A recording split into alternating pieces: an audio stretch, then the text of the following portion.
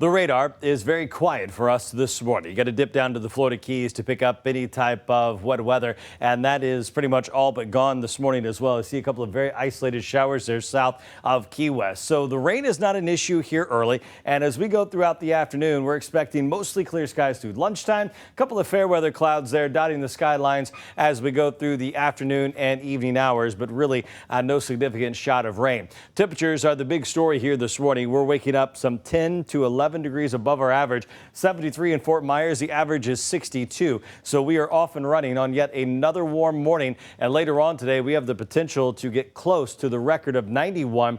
Yesterday, we hit 90, the record 91. So a very similar forecast as we are just a little bit cooler out near the lake due to some fog. You can see the dew point value is still very high. You factor that in with the calm winds, and you can see visibility is very limited between Moorhaven and Clewiston. It's down to 4 in LaBelle, and at a half a mile there on the south side of the Peace River with Punta Gorda checking in at a half a mile. Again, the high humidity and calm winds, that recipe for fog. Well, pretty quickly this morning, those winds are going to start to pick up, and by lunchtime, we'll start to see them 10 to 15 miles per hour. And so a little bit breezier here today, but that wind stays out of the east to east northeast, pushing our temperatures to 89 to 90 here this afternoon. And then overnight tonight, we'll settle into the low 70s. Tomorrow, we'll see a weak cold front move through, and that will eventually get our temperatures closer to average over the weekend. Most of the cool air is off to the north, Kentucky, Indiana, and Ohio, with one low bringing a little icy mix for parts of New York, Vermont, and New Hampshire. And for us, we are just going to slowly see our temperatures drop. We are also talking about the tropics still in the middle of November.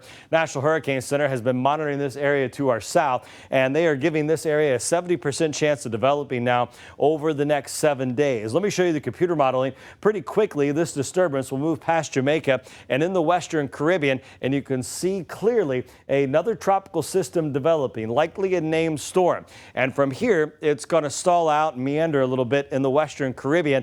Then we have to sit and wait for early to mid next week to see how the steering currents play out. Steering currents get very difficult this late in the season due to cold fronts moving through, and it's a little simpler there in the peak of the season. And right now, all indications are that unfortunately this is possibly going to lift to the north. At just how far east or west is going to be the big question in time. The next name up on the list is Sarah, so we're not quite done with hurricane season yet. As far as the 7-day forecast, that cold front going to turn it breezy tomorrow. We'll see our temperatures return near average. Notice the overnights come down about 10 degrees.